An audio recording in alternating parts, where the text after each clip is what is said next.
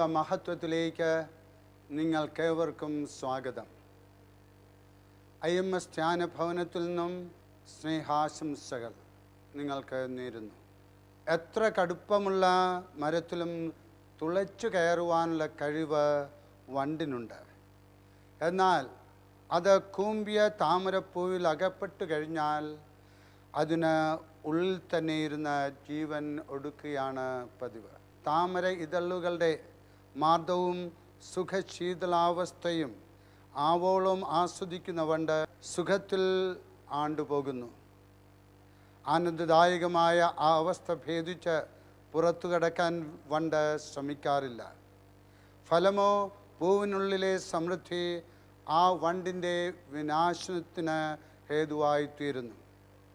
ഭൗതിക സമൃദ്ധികളെയും നേട്ടങ്ങളെയും അനുഗ്രഹവും മഹത്വവുമായിട്ടാണ് നാം സാധാരണ സങ്കല്പിക്കാറുള്ളത്. എന്നാൽ ഐഹിക സുഭിക്ഷതകളെല്ലാം എപ്പോഴും നന്മകൾ ആകണമെന്നില്ല. താമരപ്പൂവിൽ അകപ്പെട്ട വണ്ടിൻ്റെ അവസ്ഥ ചിലപ്പോൾ മനുഷ്യർക്കും വന്ന് അനുഭവപ്പെടും.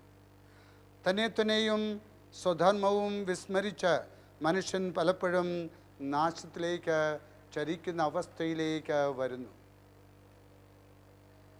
സമ്പൽ സമൃദ്ധിയുടെ ആലസ്യത്തിലും ഐഹിക നേട്ടങ്ങളുടെ ലഹരിയിലുമാണ് ഇത് സംഭവിക്കുന്നത്. പ്രഭാഷകൻ പ്രാർത്ഥിക്കുന്നു. സുഭാഷിതങ്ങൾ 30:8-9 ദാരിദ്ര്യമോ സമൃദ്ധിയോ എനിക്ക് തരരുത്. ഞാൻ സമൃദ്ധിയിൽ അങ്ങയെ അവഗണിക്കുകയും കർത്താവ് ആര് എന്ന് ചോദിക്കുകയും ചെയ്യും.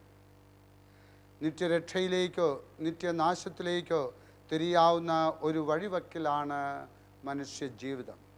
ഈ കാലയളവിൽ കർത്താവിനെ കണ്ടെത്തുവാനും കർത്തൃസന്നിധിയിൽ എത്തുവാനും നമ്മെ പ്രേരിപ്പിക്കുകയും സഹായിക്കുകയും ചെയ്യുന്ന അവസ്ഥകളും അനുഭവങ്ങളും എന്തൊക്കെയാണോ അവയാണ് യഥാർത്ഥ അനുഗ്രഹങ്ങൾ. ഇവയെല്ലാം മാനവദൃഷ്ടിയിൽ ശരിയാകണമെന്നില്ല. തിരുലിഖിതങ്ങൾ അനുസ്മരിപ്പിക്കുന്നു. ലൂക്കായുടെ സുവിശേഷത്തിൽ 6-ാമത്തെ അധ്യായത്തിൽ 15-ാമത്തെ തിരുവചനത്തിൽ ദൈവം നിങ്ങളുടെ ഹൃദയങ്ങളെ അറിയുന്നു. മനുഷ്യർക്ക് ഉത്കൃഷ്ടമായത് ദൈവദൃഷ്ടിയിൽ നികൃഷ്ടമാണ്. ആശ്രയബോധത്തോടെ ലോകോന്മുഖമായി ജീവിക്കുവാൻ പ്രേരിപ്പിക്കുന്ന ഐശ്വര്യങ്ങളും നിരീശ്വരത്വത്തിലേക്ക് നയിക്കുന്ന വൈഭവങ്ങളും ഭൗതിക വിജ്ഞാനവും നന്മയാകുന്നത് എങ്ങനെയാണ്? ആത്മരക്ഷയ്ക്ക് തടസ്സമായി വരുന്ന നേട്ടങ്ങളൊന്നും അനുഗ്രഹമല്ല. ദൈവസ്വരത്തിനായി കാതോർക്കുകയും ദൈവോന്മുഖമായി ജീവിക്കുവാനും കാരണമാകുന്ന ദുരിതങ്ങളും രോഗങ്ങളും അനുഗ്രഹങ്ങൾ തന്നെയാണ്. സങ്കീർത്തകൻ വെളിപ്പെടുത്തുന്നു, ദുരിതങ്ങളിൽ അകപ്പെട്ടപ്പോൾ കർത്താവിനെ ഞാൻ വിളിച്ചപേക്ഷിച്ചു. എൻ്റെ പ്രാർത്ഥന കേട്ട് അവിടുന്ന് എന്നെ മോചിപ്പിച്ചു. സങ്കീർത്തനം 118:5.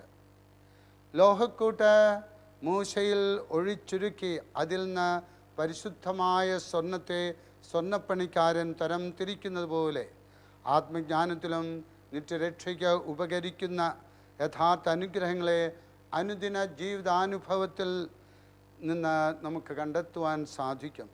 സങ്കീർത്തനെ പോലെ നമുക്കും ഏറ്റുപറയാം, ദൈവത്തിൻ്റെ കാരുണ്യത്തിൽ ഞാൻ എന്നേക്കും ആശ്രയിക്കുന്നു.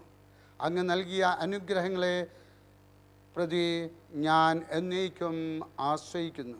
അങ്ങ് നൽകിയ അനുഗ്രഹങ്ങളെ പ്രതി ഞാൻ എന്നേക്കും അങ്ങേക്ക് നന്ദി പറയും. കർത്താവ് ഈ സമയത്ത് നിങ്ങളെ ഓരോരുത്തരെയും അനുഗ്രഹിക്കുന്നു. കർത്താവിൻ്റെ കരം താങ്ങായി നിങ്ങളുടെ ജീവിതത്തിലേക്ക് കടന്നു വരുന്നു. IMS അമ്മ നിങ്ങളെ ഓരോരുത്തരെയും അനുഗ്രഹിക്കട്ടെ. അമ്മയുടെ സാന്നിധ്യം എപ്പോഴും നിങ്ങൾക്ക് ലഭിക്കട്ടെ. ആമേൻ.